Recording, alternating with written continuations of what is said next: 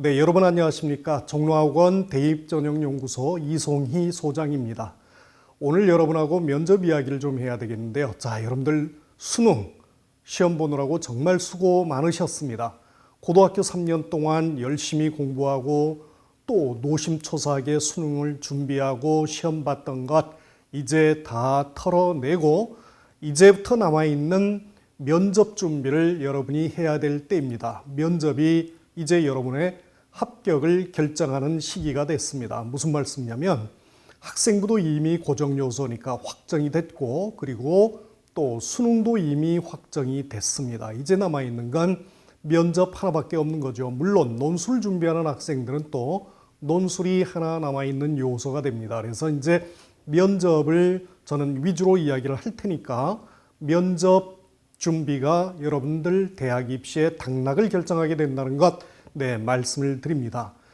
자, 그런데 면접을 준비하는 친구들이 흔히 저한테 물어보는 이야기가 면접 뭘 준비해야 돼요? 너무 어려워요. 답답해요. 이 이야기를 참 많이 합니다. 네, 그럴 수밖에 없죠. 왜냐하면 수능 준비 참 열심히 했어요. 그리고 뭐 여러 가지 논술도 때로는 준비를 많이 했는데 면접에 대해서는 그렇게 준비를 한 친구들이 많지 않습니다. 그래서 면접을 어떻게 해야 되지? 라는 생각들을 많이 하게 되죠. 제가 이제 대학에서 면접을 해보고 또 아니면 이제 제가 여기에서 면접 준비를 이렇게 훈련을 시켜보면서 학생들에게 가장 면접에 포인트가 될 만한 게 뭔가라는 걸 오늘 여러분에게 정리를 해 드리도록 하겠습니다. 먼저 면접이 뭐가 있죠? 크게 보면 서류 기반 면접이 있고요. 또 하나는 제시문 기반 면접이 있습니다. 물론 이제 큰 카테고리는 그렇게 되겠지만 또 하나 이제 의대 같은 경우는 MMI 면접이라 해서 이제 여러 군데서 면접을 하게 되는 그러니까 이제 서류 기반 면접과 그리고 제시문 면접이 좀 섞어지는 그런 형태의 면접도 물론 존재하죠. 자, 그런데 이제 첫 번째 여러분한테 포인트를 주고 싶은 것은 서류 기반 면접에서 제가 학생들이 끝나고 나면 꼭 대학에 있을 때는 학생들에게 물어보는 게 있습니다.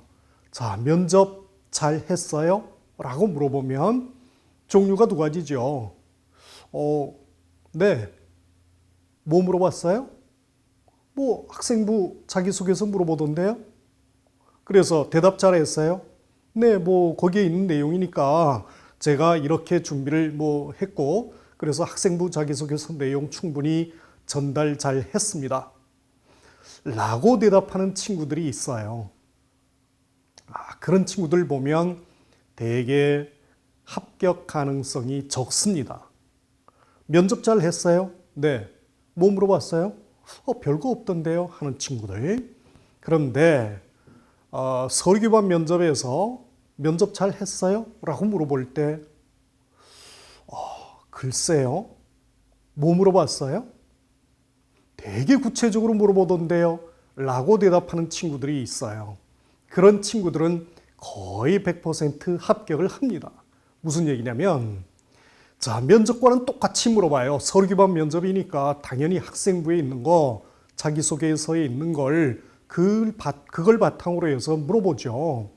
그런데 면접관이 이 질문을 왜 할까? 시간 내서 물론 뭐 학생도 시간 내서 면접을 보러 가지만 면접관들도 시간 내서 그 아까운 시간에 뭘 평가하기 위해서 이걸 지금 물어보는가? 라는 걸 잘 생각을 해보세요. 그러면은 지금 내가 이 활동을 했던 것에 대해서 뭘 물어보는지를 잘 생각을 해야 돼요. 제가 이런 활동했거든요. 이렇게 했거든요. 그래서 이렇게 고생했거든요. 네. 거꾸로 그걸 좀 바꿔서 생각을 해볼까요? 자, 여러분이 면접관이라고 생각을 한다면 아니, 그거 안 한 학생이 누가 있어요? 고등학교에서 그런 활동 안 한 학생이 누가 있어요? 다 했죠. 그럼에도 불구하고 자, 1단계 합격자들은 1단계 합격하고 면접을 하러 간 거거든요. 그래서 이 활동 왜 했어요? 그러니까요. 제가 이렇게 해서 이 활동 하게 됐어요. 그러니까요. 왜 하게 됐냐고요. 자, 물어보는 의도 뭘 것 같아요? 이 활동을 했니? 정말? 정말 너가 했니? 안 하고 했다는 거 아니니? 그래? 너가 했다고? 정말? 그래요? 그래? 왜 이걸 하게 됐어요? 자, 그 왜라는 게, 그러니까요, 신문에 이런 게 나와서요, TV를 보다가요, 그게 궁금한 게 아니고, 지적 호기심이라는 걸 한번 생각을 해보세요. 그러면은 지적 호기심 뭘까? 왜 이 친구는 뭘 궁금해했기 때문에, 지적 호기심 어느 쪽에서 궁금했기 때문에 그게 궁금해서 이걸 파고 들어가 봤구나. 넓고 깊게 공부를 해봤구나. 왜 여기를 하게 됐을까? 이게 아주 궁금한 내용이거든요. 그래서 왜라는 걸 그냥 뭐 이렇게 TV를 보고요, 아니면 신문을 보고요, 이렇게 동기를 이야기할 게 아니고, 물론 뭐 동기도 이야기할 필요도 있을 수 있습니다. 그런데 더 중요한 건 뭐냐면 지적 호기심, 무엇이 궁금했길래, 왜 궁금했길래, 이런 것들이 훨씬 더 면접과는 중요한 이야기입니다. 자, 왜? 그 다음에 이제 왜라는 걸 물론 대학에서는 또 다른 표현으로 이야기를 하죠. 동기라고 많이 이야기를 합니다. 동기가 뭐예요? 라고 이야기를 할 수도 있고, 왜 그걸 하게 됐어요? 이유가 뭐예요? 이렇게 물어볼 수도 있죠. 자, 그러면 동기만 이야기하면 안 되고요. 제가 정말로 열심히 했거든요. 라는 걸 이야기를 하려면 뭐가 필요하죠? 네, 과정이 필요하죠, 과정. 어떤 과정입니까? 물론 뭐 제가 동아리에서 친구들과 그래서 열심히 이렇게 뭘 했어요. 뭐 친구들은 누구한테 어떤 친구한테는 뭐를 맡기고 누구 친구는 뭐를 맡기고 그래서 파트를 이렇게 나누고 아이들 대답이 되게 또 그렇거든요. 아니 지금 그게 궁금한 게 아니에요. 당연히 혼자 할 수는 없죠. 동아리에서 했으면 파트를 나누고 이렇게 했어야 되죠. 그게 궁금한 게 아니고 자, 지적 호기심에서 이렇게 하게 됐으면 그 다음에 할 건 뭐예요? 네, 제가 그 호기심을 찾기 위해서, 해결하기 위해서 어떤 자료를, 교과서를, 아니면 선생님을, 아니면 어떤 논문을, 어떤 자료를, 무슨 자료를 갖고 어디까지 파고 들어가 봤어요. 그게 궁금한 내용이죠. 뭐 친구하고 이렇게 나눠서 뭐 무슨 파트를 누가 하고요, 무슨 파트를 누가 하고요. 저는 이걸 하고요. 그래서 친구가 말 안 들어서 또 뭐 다른 친구한테 맡기고요, 뭐 설득을 하고요. 정말 듣기 싫은 그런 이야기를 할 게 아니고 왜 이걸 하게 됐으며 어느 깊이까지 가봤으며 이게 과정이죠. 그러니까 과정. 저는 이렇게 잠 안 자고 자료를 찾고 탐구하고 고생을 해봤거든요. 이런 이야기들이 좀 필요할 이야기일 거예요. 물어보는 의도 당연히 그렇겠죠. 자, 그런데 이제 거기까지 갔어요, 과정. 그리고 나서 그 다음에 뭘 했죠? 네, 나 이렇게 고생했거든요. 라고 또 끝나는 친구들이 많아요. 그러면 안 되고 반드시 또 이런 과정을 거쳐서 결과 이야기를 해야 되겠죠. 결과가 뭐예요? 결국은 이렇게 지적 성장이 있었습니다. 제가 여기까지 고민을 해봤거든요. 그리고 여기까지 해결을 해봤거든요. 그런데 또 이런 어려운 문제가 있다는 걸 알게 됐지만 제가 고등학교 과정이라서 여기서 멈췄습니다. 해도 괜찮고 아니면 제가 또다시 파고 들어가 봤거든요. 이런 과정들, 결과들, 요 이야기를 해줘야지 된다는 말씀이죠. 다시 정리를 좀 하자면 자, 아주 중요한 말씀이죠. 지금 서류 교반 면접에서 이거 활동한 걸 물어보네요. 그러면은 교과서 뭡니까? 학생부에 있는 것, 자기소개서에 있는 것, 써져 있는 내용을 그대로 그냥 암기하듯이 해서 말할 게 아니고 지금 저 면접하시는 교수님이 나에 대해서 이런 걸 파악하고 싶구나. 그래서 뭘 이야기하자고요?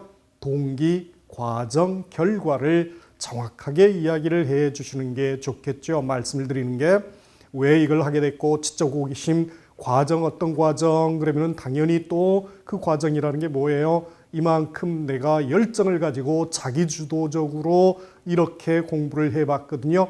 그래서 결과 이렇게 지적 성장이 있었거든요. 요 말씀을 드리는 게 당연히 궁금한 부분을 해소해 줄 수가 있는 거죠. 그렇게 대답한 친구들이 당연히 면접이 끝나고 나면 되게 구체적으로 물어보던데요 라고 대답하는 친구들입니다.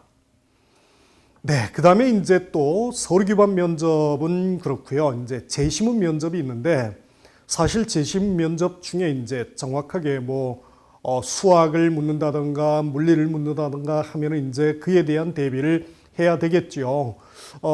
물론 저희 이제 수능이 끝났으니까 여러분들 이제 종로학원에서 이런 대비들 다 해주고 있습니다. 그러니까 수학을 따로 할 수도 있고, 과학을 따로 할 수도 있고, 아니면 인문계열 중에 재심 면접 준비를 따로 할 수가 있는데 이제 그런 경우가 있고요. 또 하나는 그런 재시문이 아니라 이제 상황에 대한 재시문이 될 수도 있죠.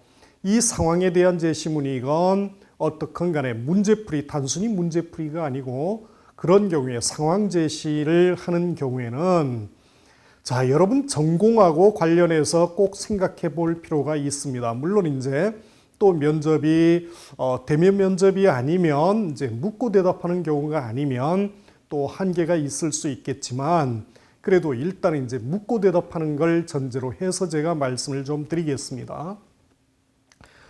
재시문 면접에서는 되도록이면 여러분이 관심 있는 부분, 그러니까 전공하고 관련을 지어서 기준을 세우고 내 전공과 관련해서 기준을 세우고 그 기준에 맞춰서 틀을 잡아서 이야기를 하는 게 좋습니다. 왜냐하면 나도 모르게 이야기를 하다 보면 동쪽으로 50보를 갔다가 서쪽으로 50보를 갔다가 이쪽으로 갔다 저쪽으로 갔다 그러고 있어요. 그러니까 그걸 방지하기 위해서는 먼저 재심 면접에서는 기준을 잘 잡아라.